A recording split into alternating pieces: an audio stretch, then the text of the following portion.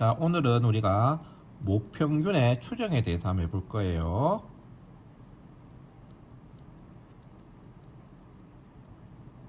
모평균의 추정. 자, 모평균의 추정이란 뭐냐 그러면, 자, 우리가 모집단.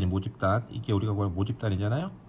그럼 모집단의 모평균은 m인데, 이걸 m이라 두면 이 m이 얼마인지를 구하면 되죠. 다 더해서 나누기 하면 되잖아요.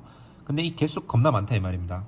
한 1억 8,632개 좀 되면 하기 싫죠. 인간적으로 하기 싫잖아. 1억 8천 몇 개 좀 하락하면 못한다 이 말이죠. 그래서 그 중에서 우리가 표본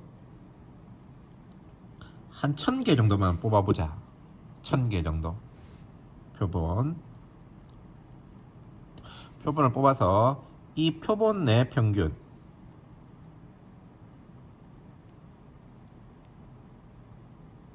표본 평균 x바, 그 다음에 표본 표준 편차,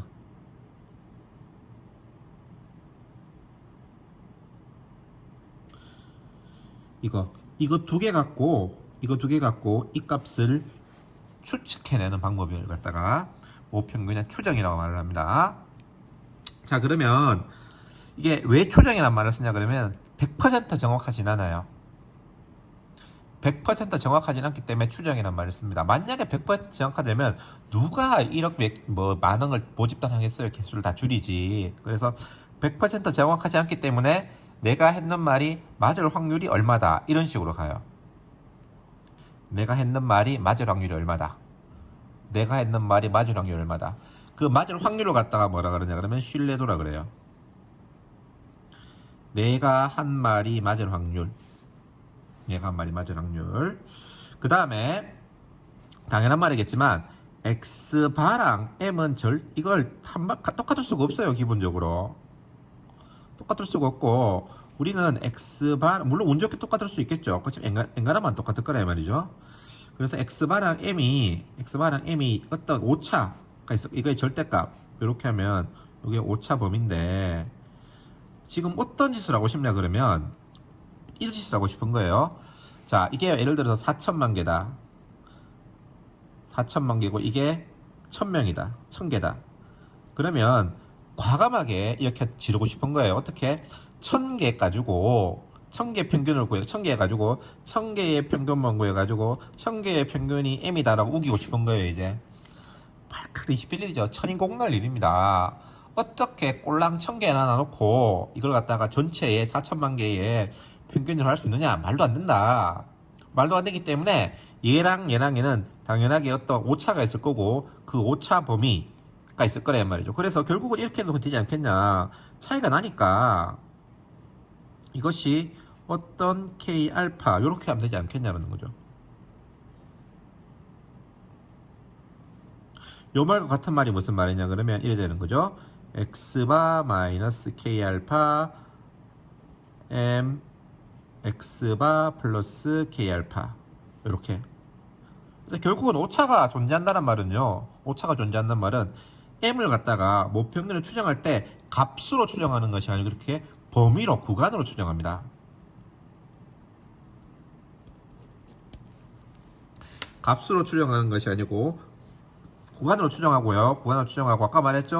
이것이 맞을 확률이 알파다 라고 했을 때 이 알파를 뭐라 그런다? 신뢰도라 그런다. 항상 틀릴 가능성을 갖고 있다. 근데 그 틀릴 가능성이 있긴 하지만 너무 많이 틀리면 곤란하잖아요. 그렇죠? 그래서 저 확률이라고 하는 게 누구나 공감할 수 있을 정도의 확률이 되어줘야 될 텐데, 자, 신뢰도를 높이는 방법은 아주 간단해요. 어떻게 높이냐 그러면 이 구간을 넓게 하면 돼요. 내가 확률 100% 맞게 하기 위해서는 어떻게 하면 되겠습니까? 인자한식 기호제죠. 그냥 평균은 실수 중에 한 개일 것이야. 이렇게 해버리면 무조건 맞는 말이, 내 말은 맞다고. 수학적으로는 아무 의미는 없잖아요. 내 말이 맞는 거잖아. 실수 중에 한 개다. 틀린 말 아니잖아요. 그럼 맞아. 맞지만 아무 의미 없잖아. 그래서 그런 배포는 의미가 없다는 거죠. 그래서 이 신뢰도랑 요걸 갖다가 신뢰 구간이라 그래요. 뭘 신뢰 구간이라 하냐 그러면 이 m이 존재할 수 있는 범위, 그래서 신뢰 구간이라고 그러는데, 신뢰 구간과 신뢰도가 어느 정도 적절해야 된다라는 겁니다. 그래서 우리가 가장 많이 쓰는 신뢰도는 몇 퍼센트를 쓰냐 그러면 95% 신뢰랑 99% 신뢰도를 씁니다. 그래서 내 말이 맞을 확률이 95%다. 내 말이 맞을 확률이 99%다. 뭐 이 정도 하면 되지 않겠어요? 그러면 생각해. 선생님 99가 무조건 좋은 거 아닌가요? 물론 좋죠. 근데 아까 말했죠. 99는 좋은 대신에 이 폭이 늘어납니다. 그래서 그게 꼭 좋은 것은 아니에요. 됐습니까? 자, 그러면 다시 한번 했을 때 우리가 할 짓이 뭐냐? 그럼 이거예요. 자, 모평균 추정할 건데 어떻게 추정할 거냐 그러면 자, 내가 표본 평균 구했죠? 내가 구한 표본에 있을 거 아닙니까? x바. 그러면은 m은 x바에서 플러스 마이너스 k알파 사이에 있을 거야. m은 x바를 기준으로 해서 플러스 마이너스 k알파 사이에 있을 거야. 하면은 요소부터 여기까지를 뭐라 그런다? 신뢰 구간이라 그러고요. 신뢰 구간이라 그러고 내가 방금 했던 말이 맞다 틀리다 했을 때 맞을 확률을 뭐라 그런다? 신뢰도라고 말을 합니다. 자, 그러면 95%로 한 개 해볼게요, 여러분들. 그럼 이래 되는 거죠. 결국은 뭘 하냐 그러면 확률인데 x바 빼기 m이 k알파가 0.95다. 자, 아까 말했죠, 여러분들. 얘랑 같은 말이에요. 그쵸? 요 그림이랑 요거랑 같은 말이에요. 같은 말이죠. 자, 그럼 요거를 만족하는 k알파 찾아주면 돼요. 자, 그런데 x바라는 놈은 우리가 알고 있죠. 무조건 정규 분포를 따라요. 평균은 m이고 우리가 구하고자 하는 m이고 표준 편차는 분사는 n분의 시그마 제곱인 이러한 정규 분포를 따르죠. 그러면 여기서 표준한다고 생각하면 g는 루트 n분의 시그마의 x바 빼기 m으로 우리가 요 상에서 표준할 요걸 갖고 표준화만 하면 요로 될 거잖아요. 그러면 여기에 지금 요게 있으니까 절대값을 이렇게 세워 봅시다.